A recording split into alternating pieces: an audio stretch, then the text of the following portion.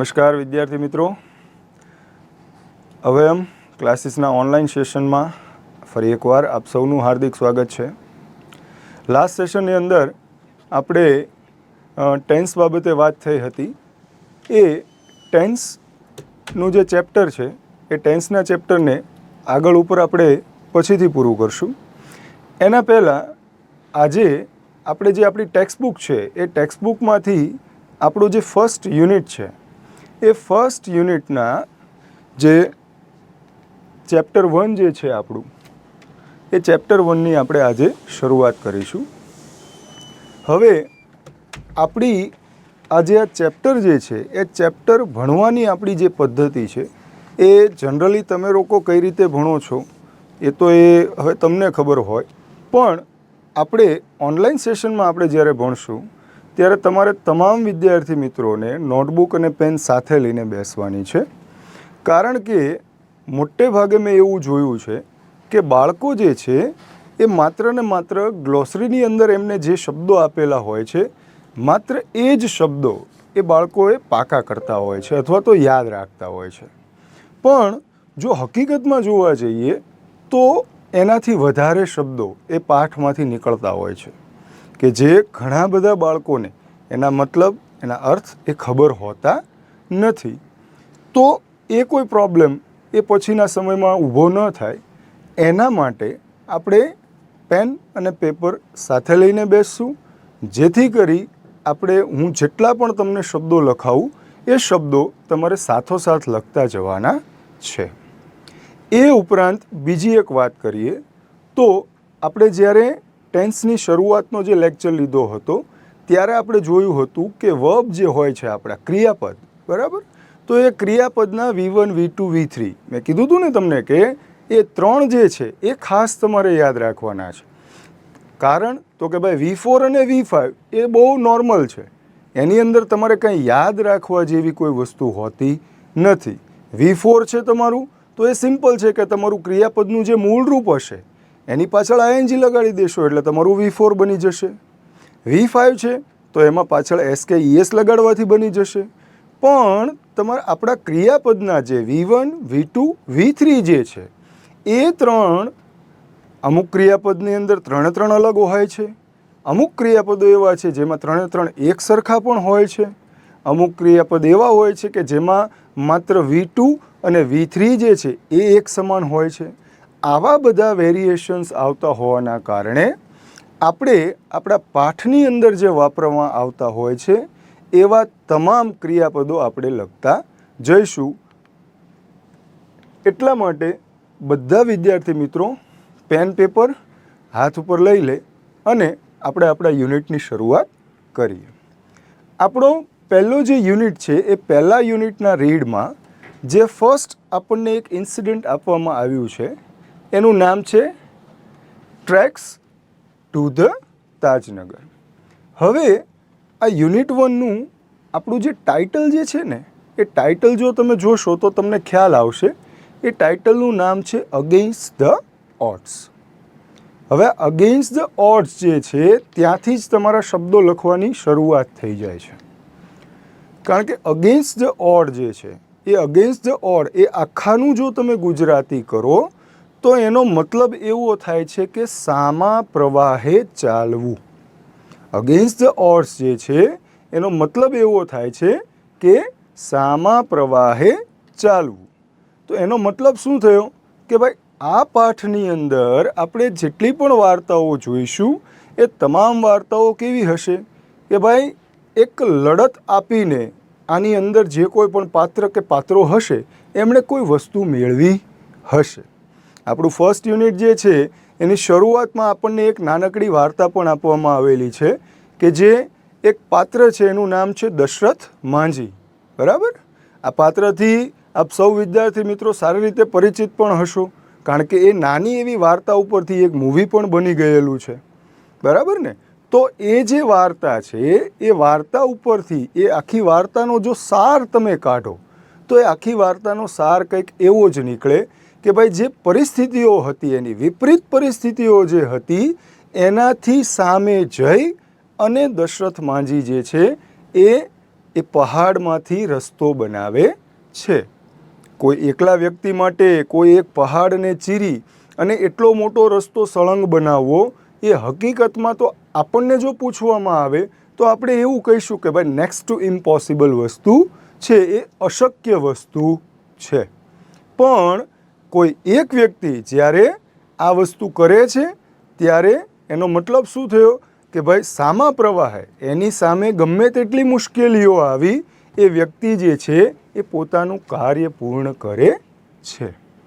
એવી જ રીતે આપણું જે ફર્સ્ટ યુનિટ જે છે ટ્રેક્સ ટુ ધ તાજનગર, એ જે વાર્તા જે છે એ વાર્તા પણ કંઈક એવી જ છે. વાર્તા આપણે વાંચવાની શરૂઆત કરીએ. For 25 years, residents of Tajnagar village near Gurugram lobbied for a railway station in their village. હવે આ જે આખું સેન્ટેન્સ છે, આ આખા સેન્ટેન્સની અંદરથી આપણે જો શબ્દો કાઢવા જઈએ કે ભાઈ આપણે કેટલા શબ્દો યાદ રાખી શકાય. જો પહેલાં જ મેં કીધું હતું કે શરૂઆતથી જ જેટલા પણ જરૂરી અગત્યના આપણને કામ લાગે એવા, જેવા કે ક્રિયાપદના રૂપો, કોઈ અઘરા એવા શબ્દો, એ તમામ આપણે નોટ ડાઉન કરતા જવાના છે. તો આ આખી જે લાઈન છે, આખું સેન્ટેન્સ છે, એ આખા સેન્ટેન્સમાંથી જો મારે શબ્દો કાઢવા હોય તો હું સૌથી પહેલો તો આ શબ્દ લઈશ, લોબીડ. બરાબર? લોબીડ શબ્દ જે છે એનો અર્થ કંઈક એવો થાય છે કે જ્યારે ઝાઝી બધી વ્યક્તિઓ ભેગી થઈ અને કોઈ એક બાબત માટે રજૂઆત કરવા જાય છે, બરાબર, કોઈ એક બાબત માટે વિનંતી કરે છે, રિક્વેસ્ટ કરે છે, તો એને લોબીડ કહેવામાં આવે છે. લોબીડનો મતલબ થાય એકઠા થઈને કોઈ અસર થાય એવી રજૂઆત કરવી. લોબીડનો અર્થ થશે એકઠા થઈને અસરકારક રજૂઆત કરવી. એ પછી અન્ય જો એકાદો શબ્દ લેવો હોય તો અહીંયા એક છે રેસિડન્ટ્સ.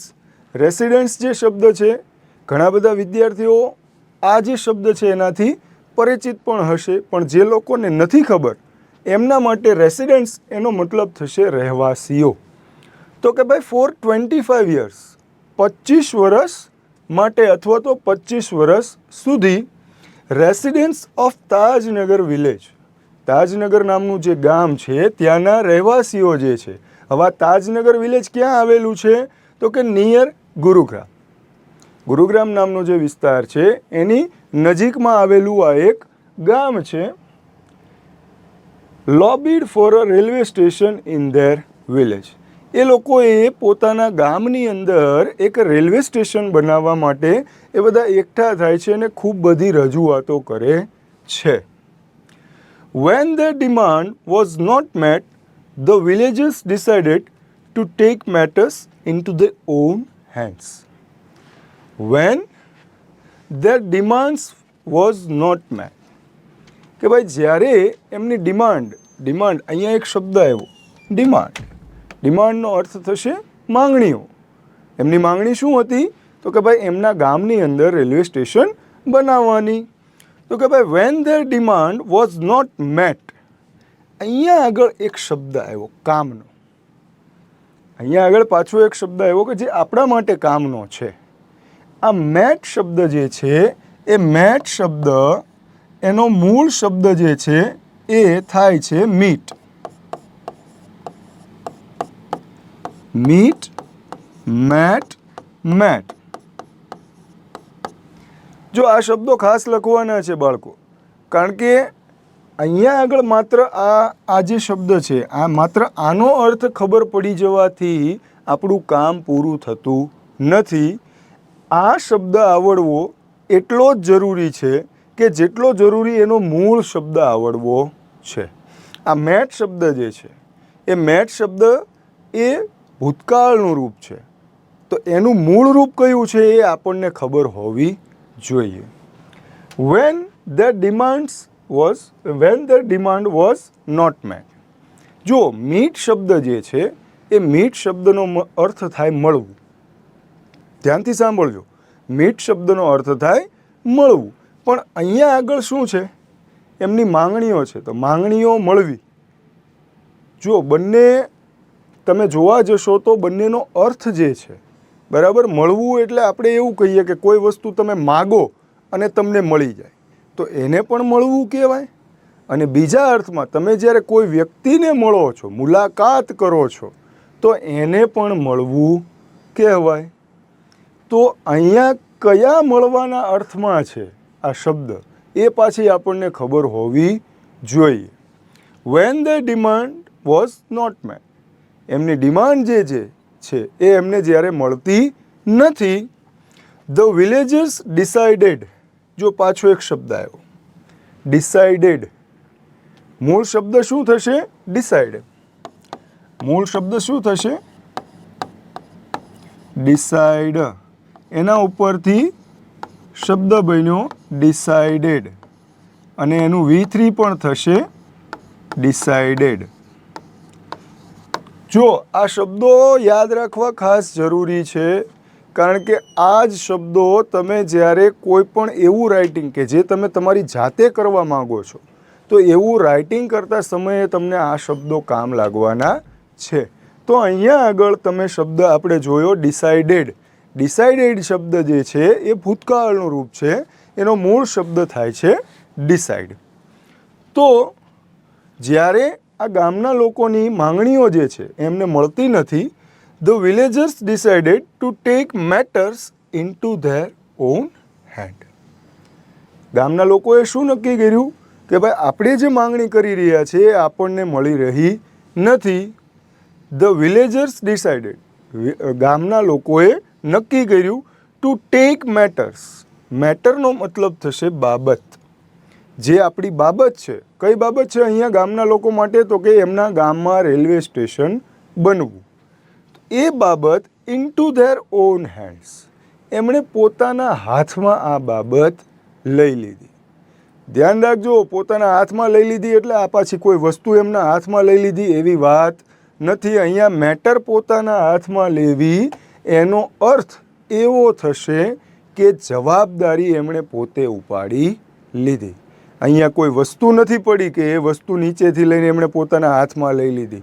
ના, એવી કોઈ વાત નથી.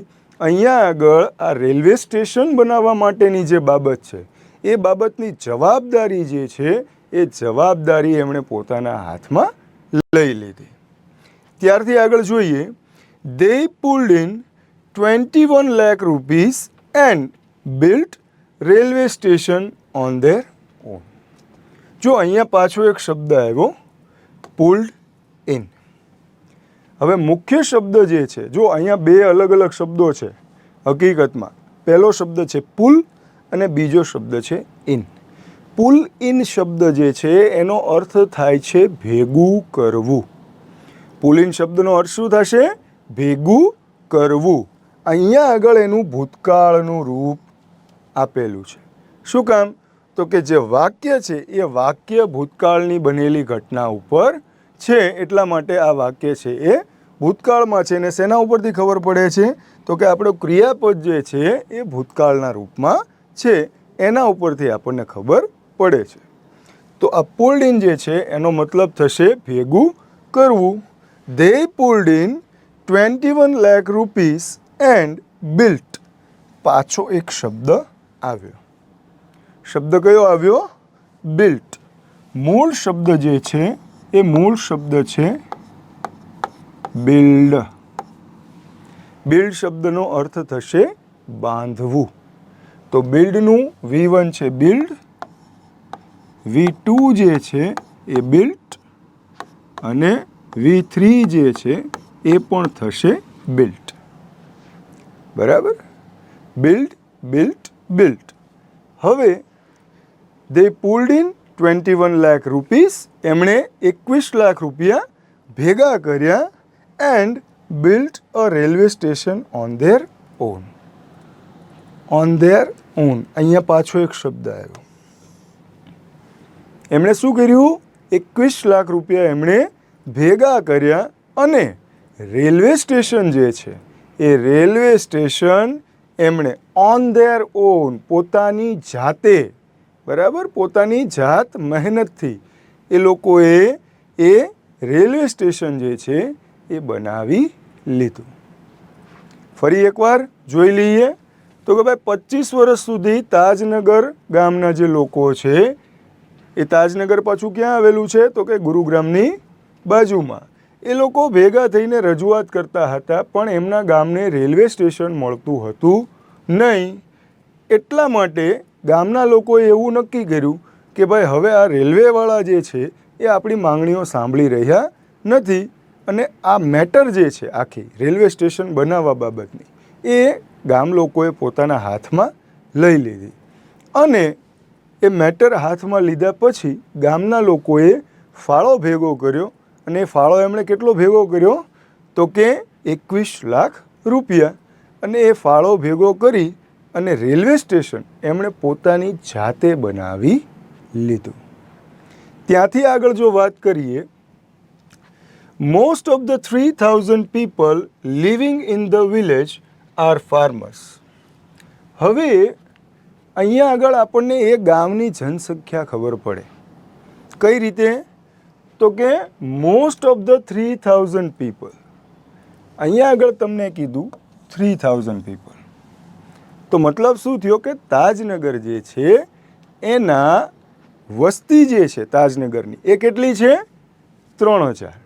હવે એ 3000ની જે વસ્તી છે એ 3000ની વસ્તીમાં મોસ્ટ ઓફ ધ આ 3000ની વસ્તીમાંથી, બરાબર, બીજે ક્યાંયથી નહીં, આ 3000 જે વસ્તી છે એમાંથી જ મોટાભાગના જે ગામની અંદર લોકો રહે છે, લિવિંગ ઇન ધ વિલેજ, ગામની અંદર રહેતા હોય એવા આ 3000માંથી મોટા ભાગના એ લોકો કેવા છે તો કે ફાર્મર્સ, ખેડૂત છે. બરાબર ને? ફાર્મર્સ એટલે ખેડૂત. તો તાજનગર જે છે એ તાજનગરનું પોપ્યુલેશન કેટલું થયું? 3000. એ 3000ના પોપ્યુલેશનમાં પણ મોટા ભાગના લોકો જે છે એ કેવા વ્યવસાય સાથે જોડાયેલા છે તો કે ખેતી સાથે. But such was the burning desire to have a station in the village, everybody contributed according to their capacity. હવે આ તાજનગરની અંદર એ લોકોને રેલવે સ્ટેશન જે બનાવવું હતું એ રેલવે સ્ટેશન બનાવવા માટે, but such was the burning desire. જો ડિઝાયર જે છે, ડિઝાયરનો મતલબ થશે ઈચ્છા. ડિઝાયરનો મતલબ થશે ઈચ્છા. અહીંયા આગળ એક શબ્દ વાપર્યો છે બર્નિંગ. હવે બર્નિંગ શબ્દ જે છે, બર્નનો મૂળભૂત અર્થ જે છે એ એવો થાય છે કે સળગતું. બર્નનો મૂળભૂત અર્થ થાય છે સળગતું, પણ અહીંયા આગળ જે ઈચ્છા છે એ ઈચ્છાની સાથે જોડાયેલો શબ્દ છે, ડિઝાયરની સાથે જોડાયેલો શબ્દ છે કે ભાઈ એ લોકોની રેલવે સ્ટેશન માટેની જે ડિઝાયર હતી, બરાબર, એ કેવી હતી? બર્નિંગ. તો અહીંયા આગળ બર્નિંગ શબ્દ જે છે એનો અર્થ થશે તીવ્ર. શું અર્થ થશે? તીવ્ર. અને ડિઝાયરનો મતલબ થશે ઈચ્છા. એ લોકોની, તાજનગરના લોકોની રેલવે સ્ટેશન માટેની જે ઈચ્છા હતી એ એટલી બધી તીવ્ર હતી to have a station in the village, ગામની અંદર રેલવે સ્ટેશન બનાવવા માટે. Everybody contributed according to their capacity. ગામના જે કોઈ પણ લોકો હતા, એવરીબડી, ગામના તમામ લોકો કન્ટ્રીબ્યુટેડ. જો પાછો એક શબ્દ આવ્યો, કન્ટ્રીબ્યુટેડ. કન્ટ્રીબ્યુટ મૂળ શબ્દ છે તમારું V1 જે છે એ થશે કન્ટ્રીબ્યુટ, એના ઉપરથી બનેલો V2, બરાબર, આ ભૂતકાળનું રૂપ છે કન્ટ્રીબ્યુટેડ, અને એનું V3 પણ શું થશે? કન્ટ્રીબ્યુટેડ.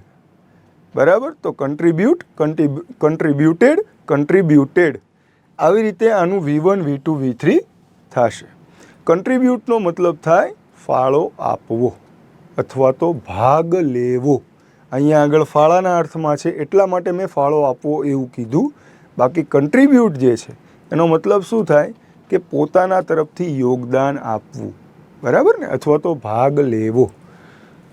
તો ગામના દરેક લોકો, everybody contributed according to their capacity. કેપેસિટીનો અર્થ થશે ક્ષમતા. કેપેસિટીનો અર્થ થશે ક્ષમતા. અને એકોર્ડિંગ જે શબ્દ છે, એકોર્ડિંગનો અર્થ થશે મુજબ.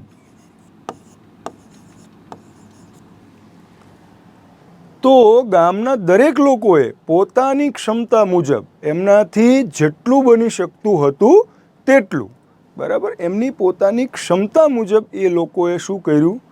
તો કે ભાઈ કન્ટ્રીબ્યુટ કર્યું, યોગદાન આપ્યું. બરાબર, કન્ટ્રીબ્યુટનો અર્થ લખી નાખજો, યોગદાન. પણ અહીંયા આગળ યોગદાન કઈ બાબતમાં? તો કે ભાઈ તાજનગરની અંદર જે સ્ટેશન બનાવવાનું છે એના માટે જે પૈસા ભેગા થઈ રહ્યા છે એની અંદર. ત્યાંથી આગળ વાંચીએ, ranging from 3000 rupees to 75,000 rupees. હવે અહીંયા જુઓ, રેન્જિંગ, રેન્જ, બરાબર. રેન્જનો મતલબ શું થશે? કે ભાઈ કોઈ બે વસ્તુઓ અથવા તો કોઈ બે બાબતની વચ્ચેનું જે અંતર છે એને આપણે રેન્જ કહીએ છીએ. તો રેન્જિંગ ફ્રોમ, આ પૈસા આપવાની જે રેન્જ હતી એ કેવી હતી? તો કે ફ્રોમ 3,000 રૂપિયાથી લઈને ક્યાં સુધી? તો કે 75,000 રૂપીસ. 3,000થી લઈ અને 75,000 રૂપિયા સુધી. તો એનો મતલબ શું થયો?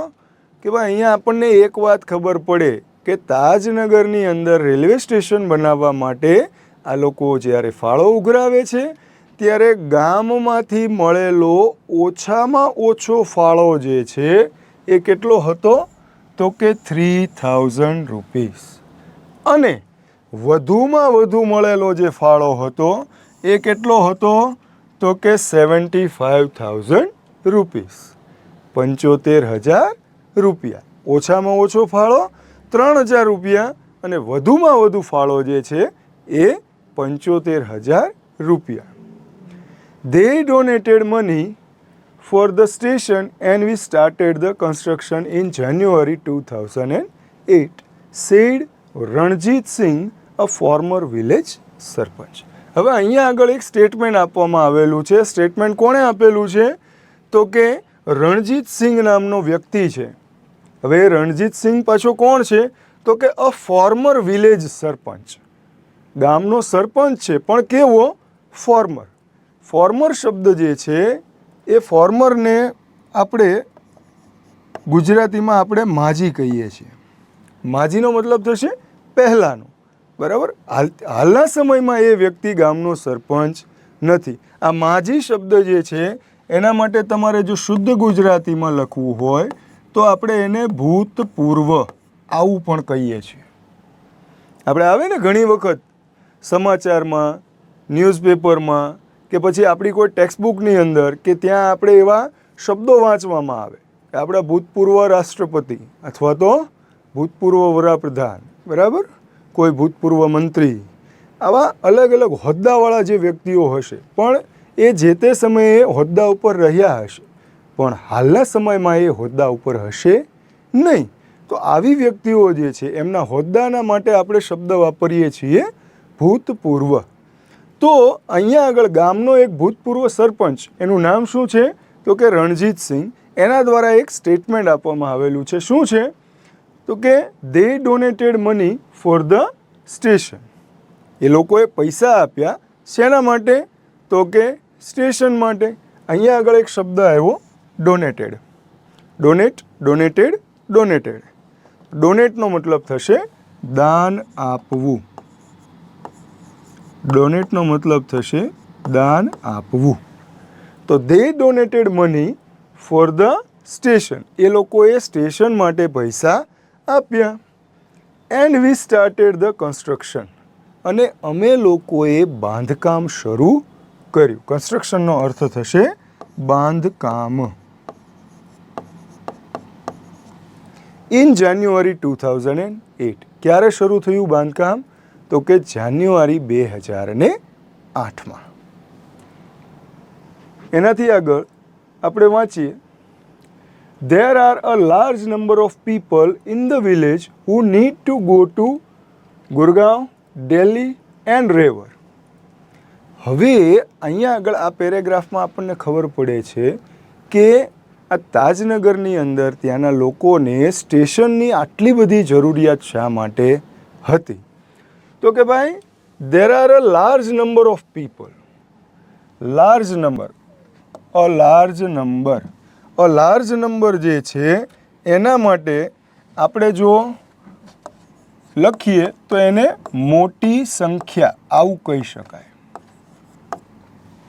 a large number of people, બહુ મોટી સંખ્યામાં એવા લોકો હતા, of people in the village, ગામની અંદર, who need to go to Gurgaon, Delhi and Rewari. ગામમાં બહુ મોટી સંખ્યામાં એવા લોકો હતા કે જેમને ગુરગાંવ, દિલ્હી અને રેવર જવું પડતું હતું. There are students who go to colleges. ગામની અંદર એવા વિદ્યાર્થીઓ પણ હતા કે જે કોલેજ જતા હતા. Till now we had to either go to હલીમંડી or પાટલી ટુ કેચ અ ટ્રેન. અત્યાર સુધી એ ગામના લોકોની પરિસ્થિતિ કેવી હતી? તો કે ભાઈ અત્યાર સુધી ગમે ત્યારે ત્યાંના લોકોને, ત્યાંના વિદ્યાર્થીઓને જો ગુરગાંવ, દિલ્હી, રેવર ગમે ત્યાં જવું હોય તો એ લોકોને ક્યાં જવું પડતું હતું?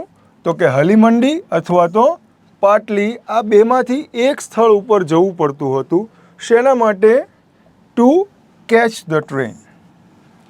ટ્રેન પકડવા માટે એમને ત્યાં જવું પડતું હતું. Both the stations are 6 kilometres away from Tajnagar. હવે સૌથી મોટી મુશ્કેલી જે હતી એ કઈ હતી? તો કે આ બંને સ્ટેશન્સ, કયા? હલીમંડી અને પાટલી, આ બંને સ્ટેશન જે છે એ તાજનગરથી કેટલા દૂર છે? તો કે 6 કિલોમીટર્સ. 6 કિલોમીટર તાજનગરથી એ દૂર હતા. અવે શબ્દ જે છે, અવે શબ્દનો મતલબ થશે દૂર. ક્યાં હતા? તાજનગરથી 6 કિલોમીટર દૂર હતા. કયા? તો કે હલીમંડી અને પાટલી. તાજનગરના લોકોને ક્યાં જવાનું થતું હતું રેગ્યુલર? તો કે ગુરગાંવ, દિલ્હી અને રેવર. જો આ બધા ગામના નામ બાળકો તમારે યાદ રાખવા પડશે, કારણ કે પાઠમાંથી પૂછાતા જે પ્રશ્નો આવતા હોય છે, આપણે એ પાઠમાંથી પૂછાતા પ્રશ્નોની અંદર જે આવી ઇન્ફોર્મેશન આપેલી હોય છે, માહિતી જે આપેલી હોય છે, એમાંથી પ્રશ્નો પૂછાવાની શક્યતા જે છે એ સૌથી વધારે રહેતી હોય છે. બીજી બધી આડીઅવળી બાબતોને બાદ કરતાં મોટે ભાગે પેરેગ્રાફમાંથી જે પ્રશ્નો કાઢવામાં આવે છે એ પ્રશ્નો મોટાભાગના આવી જે ઇન્ફોર્મેટિવ જે સેન્ટેન્સીસ હોય છે, માહિતી દર્શાવતા વાક્યો, એમાંથી જ કાઢવામાં આવતા હોય છે. ત્યાંથી આગળ વાંચીએ. We thought when the railway lines pass through the village V would have a station here. We thought, અમે વિચાર્યું. અહીંયા આગળ એક શબ્દ આવ્યો થોટ. હવે આ થોટ શબ્દ જે છે એ થોટ શબ્દનું મૂળ શબ્દ જે છે એ કયો થશે? થિંક. થિંકનો મતલબ થશે વિચારવું. તો થિંક એનું V2 થશે થોટ અને એનું V3 પણ થશે thought. Think, thought, thought. We thought when the railway lines passed through the village. અહીંયા પાછો એક શબ્દ આવ્યો પાસ્ટ. પાસ્ટનો મતલબ થાય પસાર થવું. અહીંયા આગળ પણ એનું V2 આપેલું છે. એનું V1 થશે પાસ, V2 થશે પાસ્ટ અને V3 પણ થશે પાસ્ટ. તો we thought when the railway lines passed through the village. અમે વિચાર્યું કે જ્યારે આ રેલવેની લાઇન્સ જે છે, એના પાટા જે છે એ ગામની નજીકથી પસાર થઈ રહ્યા છે. વી would have a station here. જ્યારે એ પાટા નખાણા ત્યારે એ ગામની નજીકથી નીકળતા હતા. એટલા માટે ગામના લોકોને એવું હતું કે ભલે વહેલા મોડું ગમે ત્યારે પણ એ લોકોને રેલવે દ્વારા સ્ટેશન આપવામાં આવશે. We would have a station here. અમને લોકોને અહીંયા સ્ટેશન આપવામાં આવશે. But that didn't happen. પરંતુ એ વસ્તુ બનતી નથી. હેપનનો મતલબ થશે બનવું. But that didn't happen. એ બન્યું નહીં. So we raised the demand in 1982 and have been continuously asking for it. But the railways told us that they did not have funds. So we raised the demand. Raise. જો પાછો એક શબ્દ આવ્યો raised. બરાબર? ED લાગેલું છે. We raised the demand. ડિમાન્ડનો મતલબ થશે માંગણી. હવે રેઝ જે છે એ રેઝનો અર્થ થશે ઊભું કરવું અથવા તો ઊભું થવું. તો અહીંયા આગળ આ ગામના લોકો દ્વારા ક્યારે તો કે 1982માં in 1982. So we raise the demand in 1982. અમે લોકોએ 1982માં ડિમાન્ડ ઊભી કરી. And we have been continuously asking for it. And have been continuously. Continuously નો મતલબ થશે સતત. અને અમે લોકો સતત asking for it. ask નો મતલબ થશે માગવું અથવા તો પૂછવું બંને. ask જે શબ્દ છે એ ask શબ્દનો અર્થ થાય છે માંગવું પણ અને પૂછવું પણ. બંને અર્થ એના થાય છે. અહીંયા આગળ જે શબ્દનો અર્થ છે એ છે માંગવું. So and have been continuously asking for it. અને અમે સતત એને આ વસ્તુ માટે અમે માંગણી કરી રહ્યા હતા. બટ ધ રેલવેઝ ટોલ્ડ અસ. અહીંયા આગળ પાછો એક શબ્દ આવ્યો ટોલ્ડ. ટોલ્ડ શબ્દ જે છે એનો મૂળ શબ્દ જે છે એ છે ટેલ. ટેલનો મતલબ થાય કહેવું. ટેલ, ટોલ્ડ, ટોલ્ડ. બરાબર? V1, V2, V3. ટેલ, ટોલ્ડ, ટોલ્ડ. જો વિદ્યાર્થી મિત્રો તમામ શબ્દો હું અત્યારે બોર્ડ ઉપર લખી રહ્યો નથી, પણ હું તમને જે બોલી રહ્યો છું હું રિપીટ એટલા માટે જ કરું છું. 2 વાર 3 વાર હું એટલા માટે જ રિપીટ કરી રહ્યો છું કે જે અગત્યના છે એવા તમામ શબ્દો અત્યારે તમારે સાથે લખતા જવાના છે. અહીંયા જેટલા પણ શબ્દો હું અંડરલાઇન કરું છું, અંડરલાઇન કરીને એના અર્થ લખાવું છું, એ પણ તમારે સાથોસાથ લખતા જવાના છે.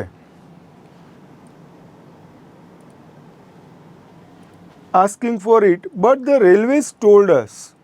પણ રેલવે દ્વારા અમને કહેવામાં આવ્યું. ટેલનો મતલબ થશે કહેવું. અહીંયા આગળ એનું ભૂતકાળનું રૂપ છે.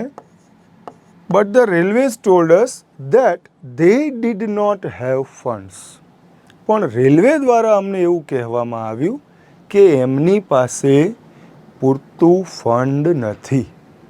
બરાબર? પૂરતા પૈસા નથી. So finally we decided to craft our own destiny. So તેથી ફાઇનલી એટલે કે છેલ્લે. Finally we decided. ફરીવાર એનો એ શબ્દ આવ્યો ડિસાઇડેડ. બરાબર? નક્કી કરવું.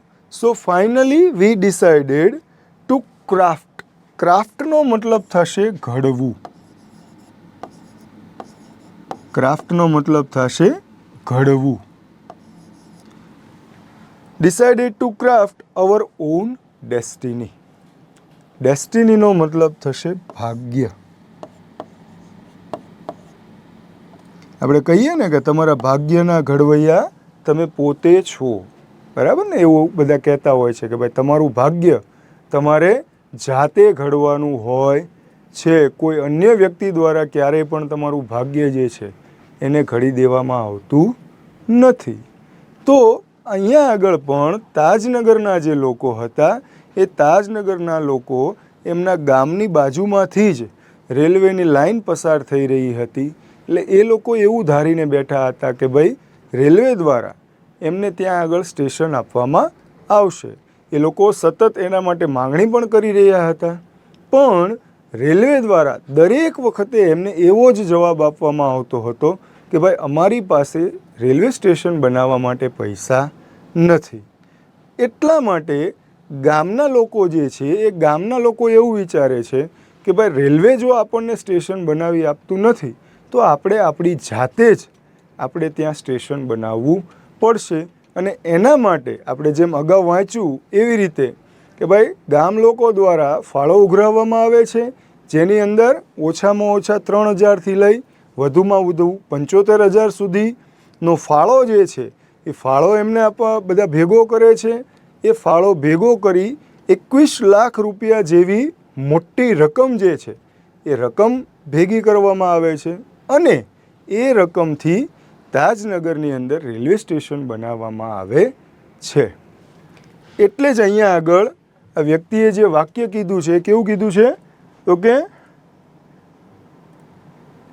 So finally we decided to craft our own destiny. અને એટલા માટે છેલ્લે અમે લોકોએ એવું નક્કી કર્યું કે decided to craft our own destiny, અમારું પોતાનું ભાગ્ય જે છે એ અમે પોતે ઘડીશું. આ વસ્તુ જે છે એ કોઈ એક વ્યક્તિ દ્વારા કહેવામાં આવેલી છે. છેલ્લે નામ આવે છે, શું છે નામ? Said Hukumchand, a member of the committee. આ રેલવે સ્ટેશન બનાવવા માટે થઈને એક સમિતિની જે રચના કરવામાં આવી હતી. જો અહીંયા આગળ જે શબ્દ આવ્યો ને કમિટી, આ કમિટી શબ્દનો અર્થ જે છે ગુજરાતીમાં એ શું થશે? સમિતિ.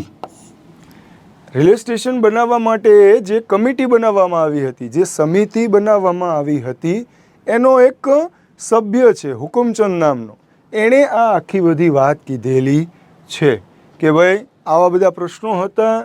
અમારા ગામમાંથી લોકોને રેગ્યુલર ગુરુગ્રામ, રેવર, દિલ્હી આ બધી જગ્યાએ જવાનું થતું હતું, પણ ત્યાં જવા માટે થઈને અમારા ગામમાં સ્ટેશન ન હોવાના કારણે ગામના લોકોને ગામથી 6 કિલોમીટર દૂર હલ્દી મંડી અથવા તો પાટલી એમને જવાનું થતું હતું.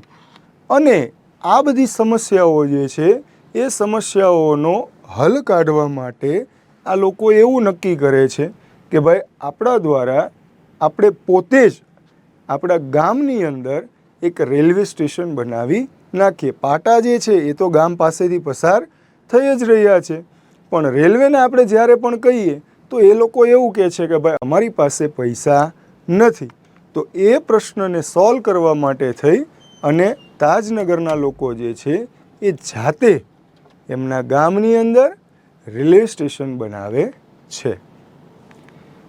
ત્યાર પછી જો જોઈએ આગળ, as a result the panchayat passed a resolution in 2008. અહીંયા આગળ યાદ રાખવાના હોય એવા અમુક શબ્દો આવ્યા. એઝ અ રિઝલ્ટ એના પરિણામ સ્વરૂપ પંચાયત પાસ્ડ. હવે જુઓ, પાસ શબ્દ જે છે એનો અર્થ અહીંયા થશે પસાર કરવું. પાસ્ડ શબ્દનો અર્થ થશે પસાર કરવું. પંચાયત જે છે એ પંચાયત દ્વારા એક રિઝોલ્યુશન, બરાબર, બહુ પ્રખ્યાત શબ્દ છે રિઝોલ્યુશન. પંચાયત દ્વારા એક રિઝોલ્યુશન પસાર કરવામાં આવ્યું. શું પસાર કર્યું? Resolution in 2008. ક્યારે? તો કે 2008માં આ તાજનગર જે છે એ તાજનગરની પંચાયત દ્વારા એક રિઝોલ્યુશન પસાર કરવામાં આવે છે, saying that since the railway was not able to build a station for them, they would do it for themselves and with their own money. હવે અહીંયા આગળ આ રિઝોલ્યુશન જે છે એનું તમે લોકોએ વિચાર્યું હશે. કોઈને ખ્યાલ આવ્યો? ઓકે, તો રિઝોલ્યુશનનો અર્થ થશે ખરડો. જ્યારે કોઈ સભા બેસે, બરાબર, કોઈ કમિટી બેસે, એક કમિટી બેસે એની અંદર જ્યારે કોઈ બહુ મહત્ત્વનો નિર્ણય લેવાનો હોય ત્યારે કમિટીના જે બધા મેમ્બર્સ હોય એમાંથી કોઈ એક વ્યક્તિ કે જે એ રજૂઆત લઈને આવ્યો છે એ રજૂઆતને એક ખરડા તરીકે એ કમિટીની અંદર પસાર કરવામાં આવે છે અને દરેક વ્યક્તિ પોતાનો મત જે છે એ આ બાબતે રજૂ કરે છે અને એ રજૂ કર્યા પછી જો એ તમામ વ્યક્તિઓ એના ઉપર સહેમત થાય તો એને એક ખરડા તરીકે પસાર કરવામાં આવે છે. તો એ ખરડો જે છે એ પસાર કરવામાં આવ્યો પંચાયતની અંદર ક્યારે? 2008માં. એ ખરડાની અંદર શું લખેલું હતું? તો કે સિન્સ, જેમ કે the railway was not able to build a station for them. Railway જે છે વિભાગ, રેલવે વિભાગ વોઝ નોટ એબલ. એબલ શબ્દ આવ્યો. એબલ શબ્દનો અર્થ થશે સક્ષમ હોવું. રેલવે જે છે એ સ્ટેશન બનાવવા માટે અથવા તો સ્ટેશન બાંધવા માટે એ સક્ષમ હતી નહીં. બિલ્ડનો અર્થ થશે બાંધવું. રેલવે વિભાગ જે છે એ એમના ગામની અંદર સ્ટેશન બાંધવા માટે સક્ષમ હતો નહીં. They would do it for themselves and with their own money. એ લોકો શું વિચારે છે? કેવો ખરડો પસાર કર્યો કે ભાઈ રેલવેવાળા તો એમના ગામની અંદર સ્ટેશન બાંધવા માટે એમની પાસે કોઈ પૈસા નથી, એ લોકો કોઈ સક્ષમ છે નહીં. They would do it. તેઓ આ વસ્તુ કરશે. શું કરશે? For themselves. તેમના માટે કરશે. શું? તો કે with their own money. એમના પોતાના પૈસાથી કરશે. પણ શું કરશે? તો કે ગામની અંદર રેલવે સ્ટેશન બનાવશે. કઈ રીતે? તો કે તેઓ કરશે, તેમના માટે કરશે અને તેમના પોતાના પૈસાથી કરશે. હવે રેલવે વિભાગ ઉપર નિર્ભર રહેવાની કોઈ વાત આવતી નથી. ઘણો બધો સમય પસાર થઈ ગયો છે, આપણે બહુ રાહ જોઈ લીધી. હવે રેલવે વિભાગને જે કરવું હોય એ કરે. આપણે આપણા માટે આપણા પૈસાથી આપણા ગામની અંદર રેલવે સ્ટેશન બનાવવાનું છે. આવો ખરડો એ તાજનગરની પંચાયતમાં 2008માં પસાર કરવામાં આવ્યો. સૂન, થોડા જ સમયમાં, બરાબર, an 11-member team was formed and the team started collecting money from villages. હવે જેવો આ ખરડો પસાર કરવામાં આવે છે કે તરત જ an 11-member team, એક 11 સભ્યોની ટુકડી, ટીમનો અર્થ થશે ટુકડી, એક 11 સભ્યોની ટુકડી was formed. જો અહીંયા આગળ આ પણ V2 છે. ફોર્મનો મતલબ થશે ઘડવું અથવા તો બનાવવું. 11 સભ્યોની એક ટીમ બનાવવામાં આવે છે. મૂળ શબ્દ જે છે એ છે ફોર્મ, એની પાછળ ઈડી લગાડવામાં આવેલું છે. તો આપણો મૂળ શબ્દ થયો ફોર્મ. V1 V2 થશે ફોર્મ્ડ અને V3 પણ થશે ફોર્મ્ડ. એક 11 સભ્યોની ટીમ બનાવવામાં આવી અને ધ ટીમ સ્ટાર્ટેડ, બરાબર, ફરી વખત એક ક્રિયાપદ આવ્યું સ્ટાર્ટ, બરાબર, સ્ટાર્ટનું V2 છે સ્ટાર્ટેડ, એનું V3 પણ થશે started. Collecting money from villages. આ 11 સભ્યોની ટીમ એક બનાવવામાં આવી અને એણે શું કર્યું? તો કે ભાઈ ગામના લોકો પાસેથી પૈસા જે છે એ ઉઘરાવવાનું શરૂ કરી દીધું. ત્યારબાદ ઓન 7 જાન્યુઆરી 2010, 7 જાન્યુઆરી 2010ના દિવસે એઝ અ રિઝલ્ટ, પરિણામ સ્વરૂપે, ઓફ ધેર એફર્ટ, એમના જે પ્રયત્નો હતા, એફર્ટ્સનો મતલબ થશે પ્રયત્નો, બરાબર, એમના જે પ્રયત્નો હતા એના પરિણામ સ્વરૂપે the first railway station in the country on which the railway did not have to spend a single rupee started operations. 7 જાન્યુઆરી 2010 આ તારીખ ખાસ યાદ રાખજો, કારણ કે તમારે પેરેગ્રાફમાંથી જે પ્રશ્નો આવે છે એની અંદર આ પ્રશ્ન આવવાની શક્યતા પૂરેપૂરી કે ભાઈ કયા દિવસે તાજનગરનું રેલવે સ્ટેશન જે છે ઓપરેશન કાર્યરત થવું, બરાબર, એ કાર્યરત થયું હતું. તો કે ભાઈ 7 જાન્યુઆરી 2010. On 7 January 2010, as a result of their efforts, આ ગામના લોકોના જે પ્રયત્નો હતા એના પરિણામ સ્વરૂપે ધ ફર્સ્ટ રેલવે સ્ટેશન, પહેલું એવું રેલવે સ્ટેશન જે છે એ શરૂ થયું. કેવું? તો કે ઓન વિચ, કે જેના ઉપર the railway did not have to spend a single rupee, જેના ઉપર રેલવે વિભાગ દ્વારા એક પણ રૂપિયો જે છે એ ખર્ચ કરવામાં આવ્યો નહોતો. આ રેલવે સ્ટેશન જે હતું એ કોના દ્વારા તૈયાર થયું? તો કે ભાઈ તાજનગરના લોકો દ્વારા. કોના પૈસે તૈયાર થયું? તો કે ભાઈ તાજનગરના લોકોના પૈસે તૈયાર થયું. આ આખું રેલવે સ્ટેશન બનાવવામાં રેલવે વિભાગ જે છે એ વિભાગ દ્વારા એક પણ રૂપિયો વાપરવામાં આવ્યો હતો નહીં. હવે અહીંયા આગળ એક શબ્દ આવ્યો સ્પેન્ડ, બરાબર? આ સ્પેન્ડ શબ્દ જે છે એનું V1, V2, V3 આપણે આગળ જોયું. સ્પેન્ટ, બરાબર બરાબર ને? Spend, spent, spent. એ સિવાય જો અન્ય શબ્દ જોઈએ તો આની અંદર આપણે આ લખ્યું ઓપરેશન્સ, બરાબર? હવે આ ઓપરેશન જે છે એ ઓપરેશનનો અહીંયા આગળ અર્થ જે છે એવો થશે કે કાર્યરત થવું. ઓપરેશનનો અહીંયા આગળ અર્થ શું થશે? કાર્યરત થવું.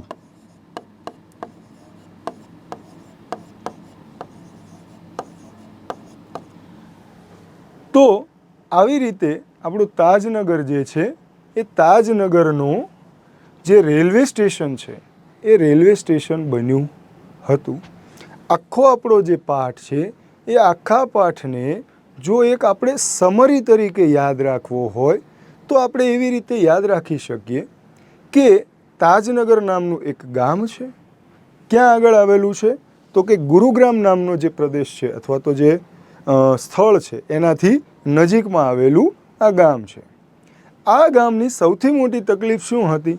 તો કે ભાઈ ગામ જે છે એ રેલવે ટ્રેક્સથી એકદમ નજીક હતું, પરંતુ ગામને રેલવે સ્ટેશન ફાળવવામાં આવેલું હતું નહીં. હવે આ ગામની જે વસ્તી છે, ગામમાં જે લોકો રહે છે, એમને કોઈ પણ એમના નાના મોટા કામ માટે થઈને ગુરુગ્રામ, દિલ્હી કે રેવર જેવા સ્થળો ઉપર જવાનું થતું હોય છે. અને એના કારણે એ એમની જે સમસ્યા છે એ કેવી હતી? તો કે ભાઈ ત્યાં જો એમને જવું છે તો ત્યાં જવા માટે થઈને પણ એમને પોતાના ગામથી 6 કિલોમીટર દૂર, 6 કિલોમીટર દૂર કયા બે સ્થળો આવેલા હતા? તો કે ભાઈ હલ્દી મંડી અથવા તો પાટલી. આવા જે બે સ્થળો છે એ બેમાંથી કોઈ એક સ્થળ ઉપર એમને જવું પડતું હતું. શેના માટે? તો કે ભાઈ દિલ્હી કે ગુરુગ્રામ કે રેવર, એમને જ્યાં પણ જવું હોય ત્યાંની ટ્રેન પકડવા માટે એમને પોતાના ગામથી 6 કિલોમીટર દૂર જવું પડતું હતું. હવે આ જે સમસ્યા હતી એ સમસ્યાનું સોલ્યુશન લેવા માટે ગામના લોકો એ 2008થી એ સતત પ્રયત્ન કરી રહ્યા હતા, 2008 સુધી, કે ભાઈ રેલવેઝ જે છે એમને એ લોકો રજૂઆત કરે છે કે ભાઈ અમારા ગામની નજીકથી આ જે ટ્રેનના પાટા છે એ પસાર થઈ રહ્યા છે તો અમને લોકોને તમે સ્ટેશન ફાળવો. પણ દરેક વખતે આ જે રેલવે વિભાગ છે એ રેલવે વિભાગ દ્વારા એમને એવો જવાબ આપવામાં આવતો હતો કે ભાઈ અમારી પાસે ફંડ હાજર નથી, માટે અમે રેલવે સ્ટેશન બનાવી શકતા નથી. આ વસ્તુના સોલ્યુશન સ્વરૂપે ગામના લોકો દ્વારા નક્કી કરવામાં આવે છે કે ભાઈ રેલવે દ્વારા જો આપણને સ્ટેશન ન આપવામાં આવે તો કંઈ વાંધો નહીં, આપણે આપણા ગામનું રેલવે સ્ટેશન જાતે બનાવી લઈશું. એના માટે ગામની અંદર એક ઓર્ડિનન્સ પસાર કરવામાં આવે છે. કેવું? તો કે ભાઈ ગામના લોકો એમનાથી જેટલું બને એટલો ફાળો આપશે, કોઈને પ્રેશર કરવામાં આવશે નહીં. તેમ છતાં ગામના લોકો એમની જે ઈચ્છા હતી ગામની અંદર રેલવે સ્ટેશન બનાવવા માટેની એ એટલી બધી તીવ્ર હતી કે એ 3000ની બહુ મિનિમમ વસ્તીવાળું જે નાનું એવું ગામ હતું એ ગામની અંદર પણ ગામ લોકો દ્વારા 21 લાખ રૂપિયા જેવો મોટો ફાળો ભેગો કરવામાં આવ્યો. એ ફાળો કઈ રીતે એટલો બધો ભેગો થયો? તો કે ભાઈ વસ્તી ભલે 3000 જ હતી પણ ગામ લોકો દ્વારા મિનિમમ 3000 અને મેક્સિમમ 75,000 સુધીની રેન્જમાં એ લોકોએ ફાળો આપ્યો હતો. એનો મતલબ શું થયો કે 3,000થી નીચે તો કોઈએ ફાળો આપ્યો જ નથી. હવે આનાથી આપણે કલ્પના કરી શકીએ કે એ ગામના લોકોની પોતાના ગામની અંદર રેલવે સ્ટેશન બનાવવાની જે ઈચ્છા છે એ કેટલી બધી તીવ્ર હશે. ગામ લોકો દ્વારા ફાળો ભેગો કરવામાં આવ્યો અને એ ફાળો ભેગો કર્યો એ પછી તરત જ રેલવે સ્ટેશનનું કામ શરૂ કરવામાં આવ્યું. અને એ કામ જે છે એ પૂરું ક્યારે થાય છે? આપણે લાસ્ટ પેરેગ્રાફમાં જોયું 7 જાન્યુઆરી 2010. તો કે ભાઈ 7 જાન્યુઆરી 2010ના દિવસે આ ભારત દેશની અંદર રેલવેનું એકમાત્ર એવું રેલવે સ્ટેશન, બરાબર, કે જેની અંદર રેલવે વિભાગનો પોતાનો એક પણ રૂપિયો ખર્ચાયેલો હતો નહીં, એવું રેલવે સ્ટેશન જે છે એ એમના દ્વારા બનાવવામાં આવ્યું. કોના દ્વારા? તો કે તાજનગરના લોકો દ્વારા. મિત્રો, આજનો આપણો જે યુનિટ હતો, યુનિટ 1નો આપણે જે પહેલી વાર્તા છે એ પહેલી વાર્તા આપણે આજે પૂરી કરી છે. નેક્સ્ટ આની પછીની જે આપણી વાર્તા છે એના માટે આપણે આવતા લેક્ચરમાં ફરી વખત વાત કરીશું. આજના લેક્ચરમાં જે પણ વિદ્યાર્થીઓને સ્પેલિંગ લખવાના, V1, V2, V3 ક્રિયાપદના રૂપો લખવાના રહી ગયા હોય એ તમામ વિદ્યાર્થીઓ શક્ય હોય આ આખો વિડીયો ફરી વખત જુઓ અને શાંતિથી બધા શબ્દોની નોંધ લખી લેજો. કારણ કે એ તમામ શબ્દો જ્યારે પણ તમારે આ પાઠ ઉપરથી પછી પ્રશ્નોના જવાબ લખવાના થશે ત્યારે એ તમામ શબ્દોની તમારે જરૂરિયાત પડશે. Thank you.